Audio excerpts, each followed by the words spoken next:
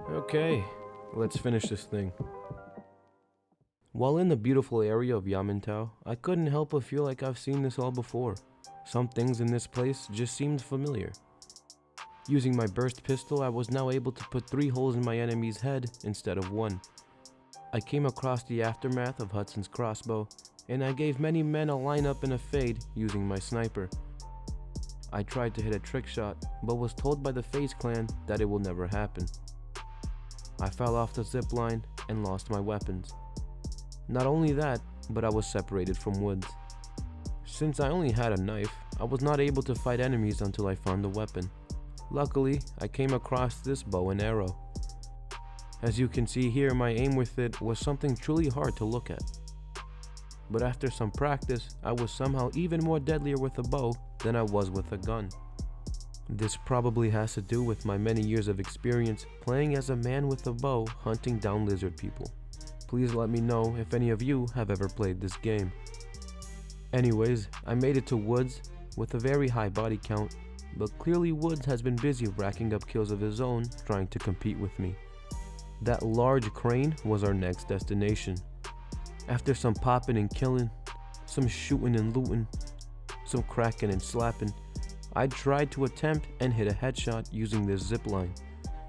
I failed a few times, but eventually I think I did hit the head, but even if I didn't, it didn't matter since I immediately shot the guy next to him on his arm, causing me to restart the game.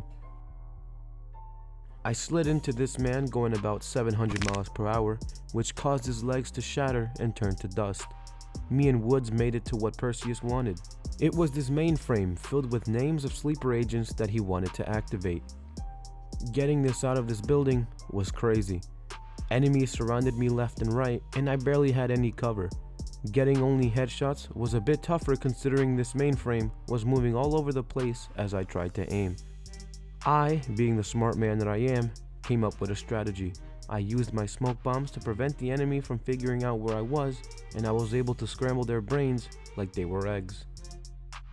In reality, what really happened was I stayed in cover as much as I could, hoping for the best. We got out, and all of this work we just did was for nothing, since in the end, all the sleeper agent names were erased somehow. The only other place we could find these names were at the Lubyanka building, aka the KGB headquarters. So that was our next destination. Sitting at the security office inside of the Lubyanka was me, Belkov, a mole, a spy for the Americans if you will. I attended a meeting about there being a dirty rotten mole within the KGB. A lifeless, pathetic degenerate was leaking information about the KGB to the Americans. Zakayev decided to take the lead on this investigation and find out who it was. He was trying to do my job for me, but as head of security, I had to figure out who it was before he did. Before I could do that though, I needed to get my buddy Adler a bunker key so he could access the vault underground. I disabled the cameras right after knocking this guy out and found out that Zakayev already knew that someone here was using the computer to communicate with the Americans.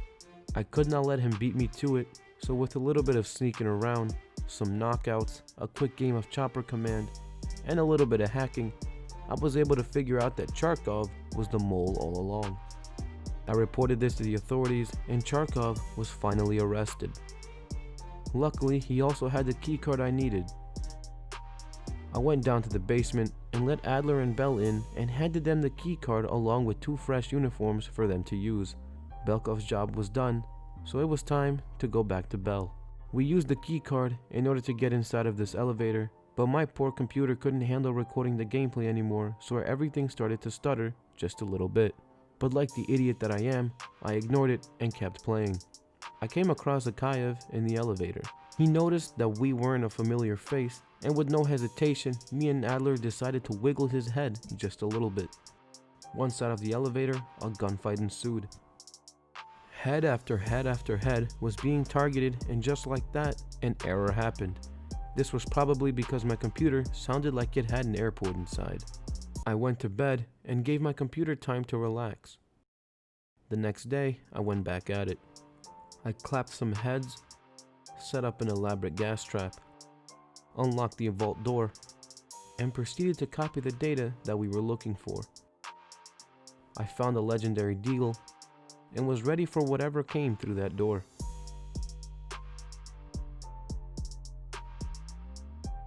The deagle was useless since it ran out of ammo almost instantly, but that didn't stop me from committing murder.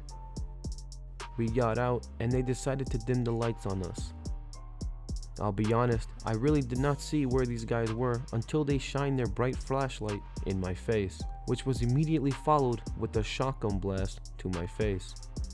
I somehow made it though, and set the gas bomb off in order to save Belkov. We got into some heavy armor, and I wanted to unload as many bullets as I could into these people, but I couldn't. Careful aim was key to this challenge, so I had to sadly single fire this fully automatic LMG. Adler did something really cool, and we hopped in our car, surprisingly making it out with our lives. Every sleeper agent on that list we got was useless except for one, a nuclear engineer called Theodore Hastings. We started to spy on him and found out that there was a lot of activity going on in Cuba. We assumed the nuke was in Cuba, so it was time to go ahead and get it. In Cuba, I tried to take out the spies right above us, but I couldn't seem to get a good shot on any of them. I pulled out my 1911 and laid waste to anything that crossed my path. I was truly on some other level. I was popping noggins like it was child's play. It was almost unfair. I say almost because they did get a couple of good shots in me here and there. I truly felt like some sort of Agent 47. I flew past these enemies and made it to the lab. Everyone was dead except for Hastings. Thankfully, the nuke was here, but my balls dropped in fear when Hastings said that Perseus forced them to re-engineer the detonation codes to all the nukes that were made. Perseus now had complete control of Greenlight. His plan was to wipe out half of Europe with a push of a button and blame it all on the USA. Upon hearing this information, we got ambushed. So I ran as fast as I could to the roof of this building in order to await extraction. I had to fend off these waves of Cubans, which wasn't that hard considering that I had a gun meant for headshots. Single fire and a scope? It's a headshotter's dream. I failed the challenge again and got ready for extraction, but someone decided to shoot an RPG right at my face. I had to choose who to save, and after some careful thinking, I chose Park. This was because she was a pretty girl, and maybe, just maybe, I could get her number. I was incredibly injured, and Adler decided to inject drugs into my eye. This led me to relive my Vietnam memories.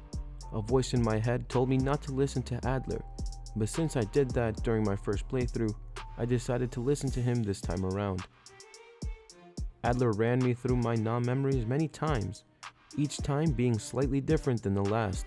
They wanted to see if they could jog my memory and figure out what I saw behind the red door. Reliving the same thing over and over again was nothing but pure torture. It was pretty cool though, seeing how the environment changed as I kept moving forward. They even did the PT thing where the hallway was looped.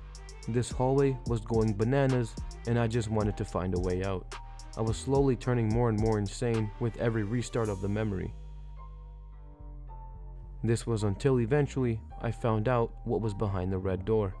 It was Perseus and the rest of his goons giving me the location of where he would be when the nukes got activated.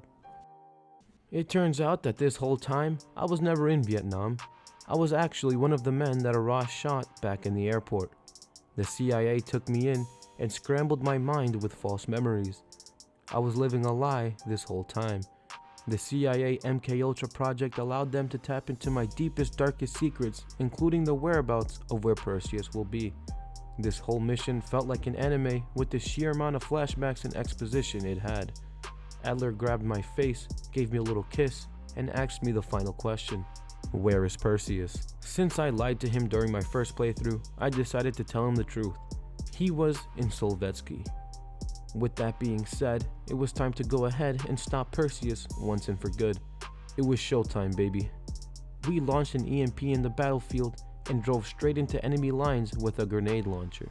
I will never attempt another headshot challenge again, since Call of Duty doesn't allow you to pass their games without having to blow people up. Now hopping off the car, I was in charge of blowing up this artillery gun. The amount of enemies in this part made it nearly impossible to get headshots, let alone survive. The AI's difficulty meter was turned up to an 11, however I unlocked my inner 8th gate and really started to sweat. I shot my little heart out and ran as fast as I could and placed a C4 on this gun, blowing it up. With the AA gun now destroyed, I now apparently had to destroy another one. On my way there, I came across a heavy man with an even heavier 12-gauge shotgun. Shotguns are my worst enemy.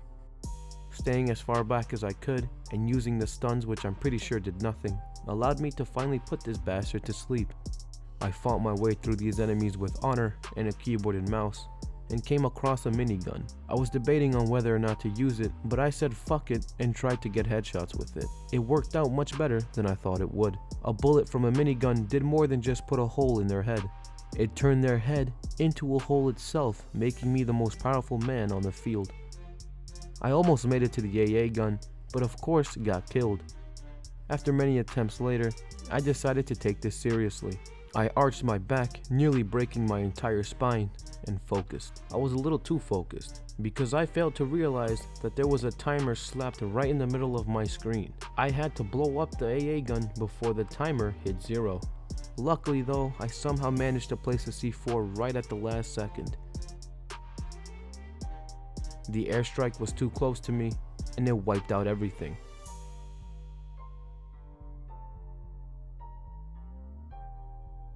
I somehow survived this, and this meant we won.